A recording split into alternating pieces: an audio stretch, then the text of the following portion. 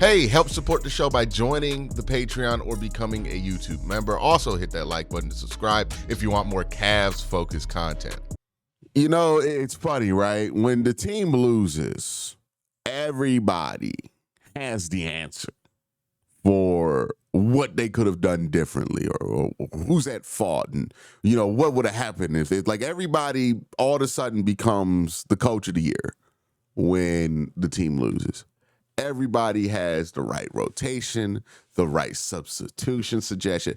Everybody on the internet is always right after their team loses about anything they want to suggest, right? It's not just hindsight being 2020, but when the team loses, you could suggest anything that could have helped, and you're not going to get that much pushback because everybody's mad, right? You're seeing a lot of that right now, right? A lot of second guessing of decisions that the Cavs made in game two, a lot of questioning of Kenny Atkinson. And I think some of this stuff is warranted, right? Kenny did not coach a perfect game. The Cavs did not play a perfect game at all. But the fact of the matter is, and you call it cold, but it's the truth, right? The Cavs were severely shorthanded. This was a game that everybody thought the Cavs were going to lose coming into it. And a game that people didn't really even get the Cavs a chance to win coming into it, right? And the reason we're sitting here and angry about it in the way that we are right now is because the Cavs over-delivered on some of the expectations, just couldn't close on a win that they, despite all of the circumstances in front of them, could have gotten. And look, that's a difficult thing to grasp. That's not a fun thing to grasp, right? When you overperform and almost win. And especially when you crumble in the fourth quarter in the way that this Cavs team crumbled in the fourth quarter. But if you really look at what had to happen in that game, it's not surprising that it ended the way it did. The Cavs had to ride Donovan Mitchell to have any chance to win that game because nobody else other than Donovan was able to consistently get their own shot on that Cavs team last night, or 2 nights ago. Nobody. Ty wasn't, Max wasn't. Everybody was dependent on the gravity of Donovan Mitchell. That was how the Cavs stayed in the game, and that's ultimately what killed the Cavs in this game. Was everybody was just so reliant on Donovan Mitchell's gravity. I've said something on this channel, and it continues to ring true in the playoffs. The Cavs are not playing their best basketball when Donovan Mitchell has to score 30 points, when Donovan Mitchell has to put up a 40 bomb. That is how you know the Cavs aren't playing great basketball as a team, because usually it doesn't require that. Like when Donovan Mitchell is scoring a cool 22, okay, watch out. We're playing our best basketball. Go look at the Heat series, right? Our best games in that Heat series weren't when Donovan Mitchell was putting up 30 points. Our best games were when Donovan Mitchell wasn't really having to score a ton.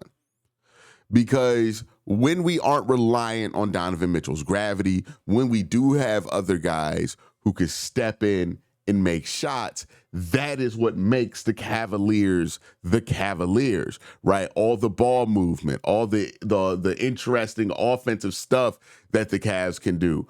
All of that happens when Donovan Mitchell does not have to be relied on as much as he did in this game.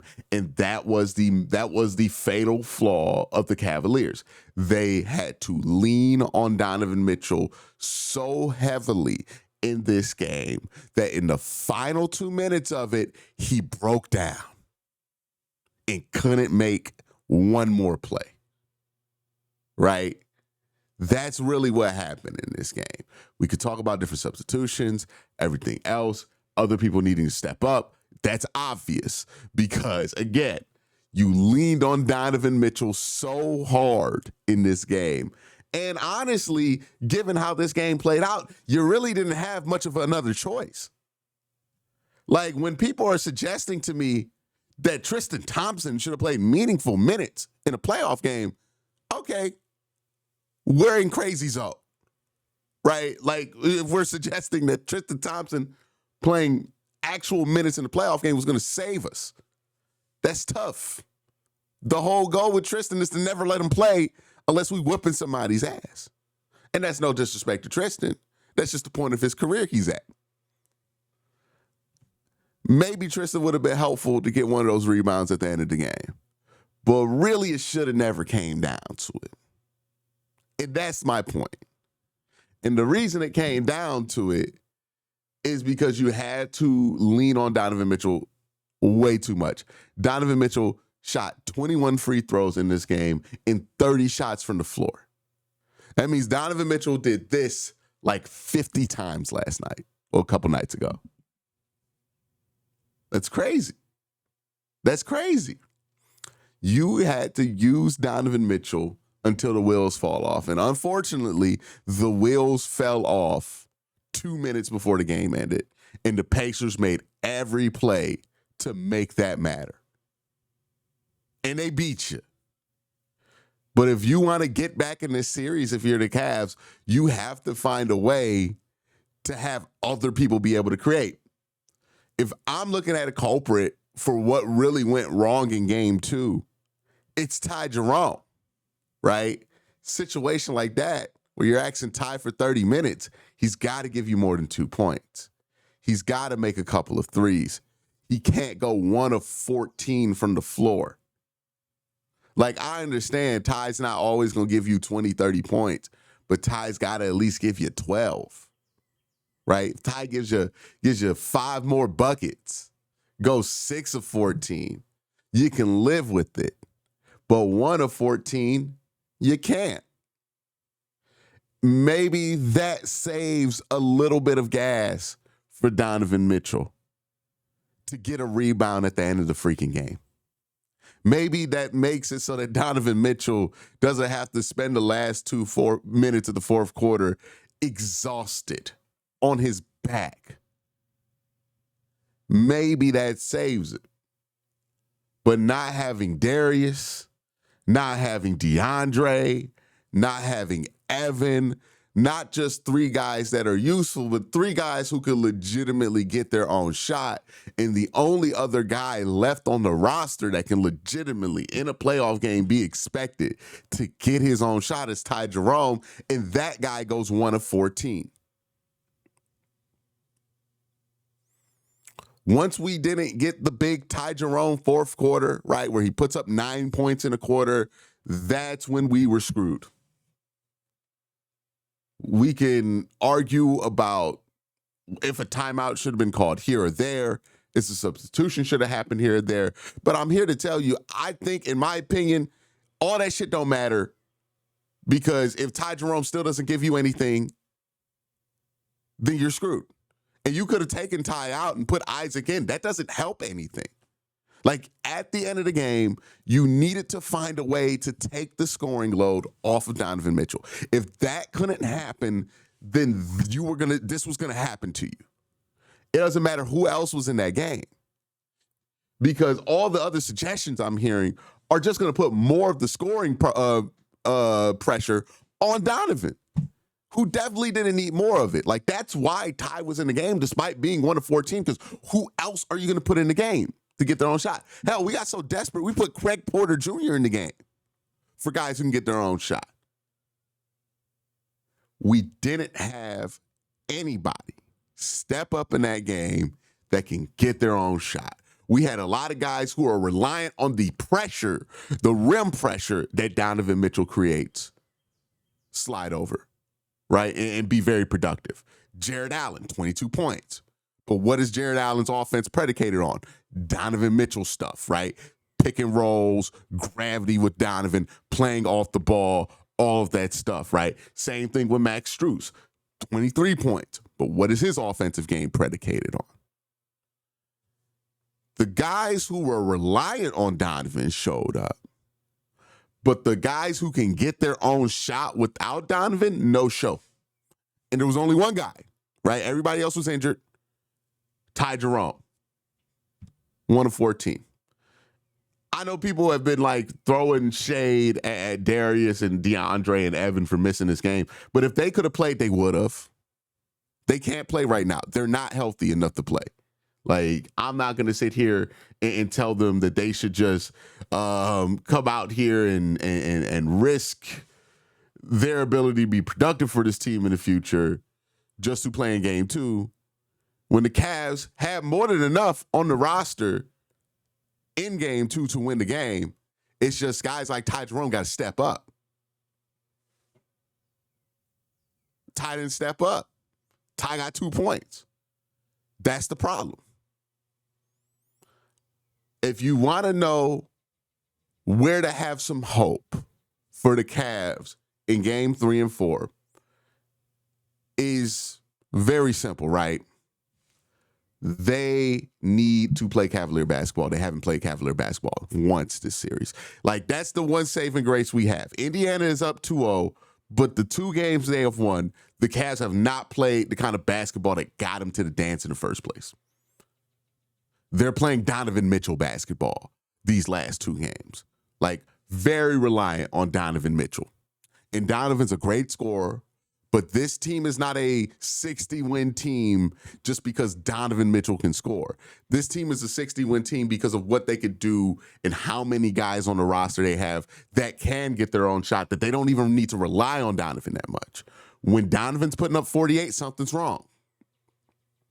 Somebody else is not stepping up. We saw it in this game. So if you want the Cavs to have a 2-0 run here or win 4 in a row, your saving grace is, hey, we don't know if the Pacers can beat the Cavs when the Cavs are playing like the Cavs, right? When Donovan's not going to get 20, when Donovan's not going to have to score 40, but he's just going to actually score 18. When the Cavs, even if they're not fully healthy or having other guys step up, they can get their own shot.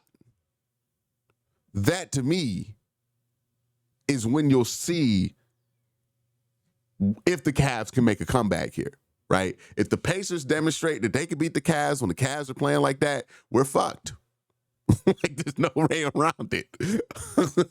But if the Cavs start playing like that, if we stop having to rely on 30-point Donovan Mitchell games and 48-point Donovan Mitchell games, and we start being able to spread the load offensively, then we're going to look dramatically better than we did in these first 2 games.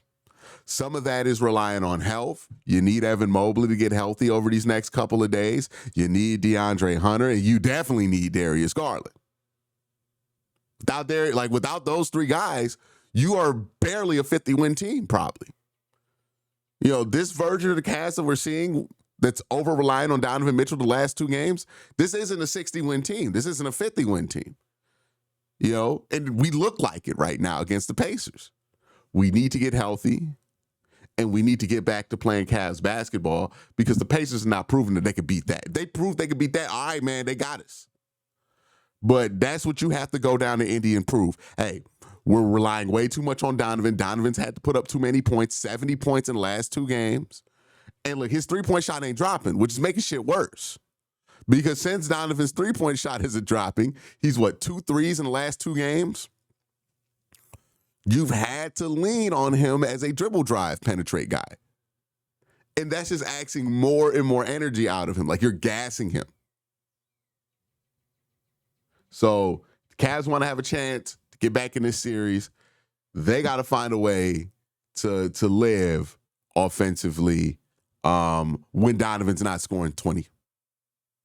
Like, Donovan's going to probably have a couple of off games here in Indy, right?